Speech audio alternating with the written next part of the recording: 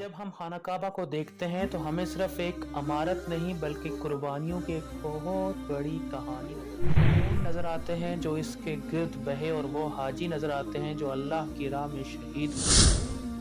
بسم اللہ الرحمن الرحیم۔ السلام علیکم ناظرین۔ یہ کعبہ وہ گھر ہے جسے اللہ پاک نے اپنی وحدانیت کی نشانی بنایا، جہاں فرشتے جھک کر سلام کرتے ہیں اور انبیاء کے قدموں کے نشانات ہیں، جہاں انسانیت کا دل سکون پاتا ہے۔ ذرا سوچیں، اگرچہ اس مقدس جگہ پر حملہ ہو جائے، اگر وہ جگہ جہاں لاکھوں حاجی امن مانگتے ہیں خون سے رنگین کر دی جائے، یہ وہ لمحہ ہے جس نے امت مسلمہ کے دل چکنا چور کر دیے۔ حج کے ایام تھے اور دنیا بھر سے قافلے مکہ کی طرف پہنچ رہے تھے۔ لوگ لبیک اللہم لبیک کی صدا بلند کر رہے تھے، دلوں میں خوشی تھی اور آنکھوں میں آنسو اور زبان پر شکر کے ترانے تھے، لیکن مکہ کی فضا پر ایک اندھیرا چھا رہا تھا۔ بحرین سے ایک فتنہ اٹھا، کرامتہ نامی ایک گمراہ گروہ جس کا لیڈر تھا ابو طاہر کرامتی۔ یہ لوگ نہ قرآن کو مانتے تھے نہ کعبے کی حرمت کو، یہ چاہتے تھے کہ اسلام کی روح کو روند ڈالیں۔ حج کے دن لاکھوں حاجی بیت اللہ کے گرد طواف کر رہے تھے اور اچانک ایک طوفان اٹھا، گھوڑوں کی ٹاپوں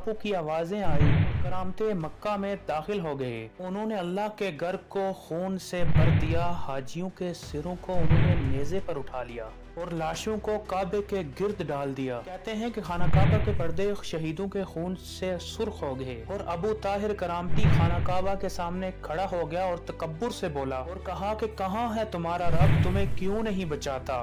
اور اپنی فوج کو حکم دیا کہ حجر اسود کو کعبے سے توڑ کر نکال لو، اور وہ مقدس پتھر جسے رسول اللہ صلی اللہ علیہ وسلم نے اپنے دست مبارک سے نصب کیا تھا، جسے چومنا سنت ہے، اسے زنجیروں میں باندھ کر بحرین لے گئے۔ امت کی آنکھیں اشکبار ہو گئی، جیسے کعبے کی روح کو کسی نے چھین لیا۔ سال ہا سال تک کعبہ خالی رہا اور حاجیوں کے دل بھی خالی ہو گئے۔ لوگ حج پر آتے لیکن حجر اسود اپنی جگہ پر نہ پاتے۔ ایسا لگ رہا تھا کہ جیسے بیت اللہ رو رہا ہو۔ امت کے دلوں پر بوجھ تھا کہ اللہ کا گھر کسی نے لوٹ لیا ہے۔ اور پھر 22 برس بعد اللہ نے امت کی دعا سنی، کرامتیوں کی طاقت ٹوٹ گئی اور حجر اسود واپس کعبے میں لایا گیا، لیکن تاریخ نے وہ زخم ہمیشہ کے لیے محفوظ کر دیا۔ یاد دلاتا ہے کہ اگرچہ امت کمزور ہو جائے تو دشمن اس کے قبلے تک پر حملہ کر دیتے ہیں۔ جب ہم خانہ کعبہ کو دیکھتے ہیں تو ہمیں صرف ایک عمارت نہیں بلکہ قربانیوں کی ایک بہت بڑی کہانی نظر آتی ہے۔ وہ خون نظر آتے ہیں جو اس کے گرد بہے، اور وہ حاجی نظر آتے ہیں جو اللہ کی راہ میں شہید ہوئے۔ یہ واقعہ ہمیں جھنجھوڑتا ہے کہ ہم اللہ کے گھر کی حرمت کو پہچانیں، اسلام کی اصل روح کو زندہ کریں۔ کعبہ قیامت تک رہے گا، لیکن سوال یہ ہے کہ کیا ہم اپنے ایمان کی حفاظت کر پائیں گے؟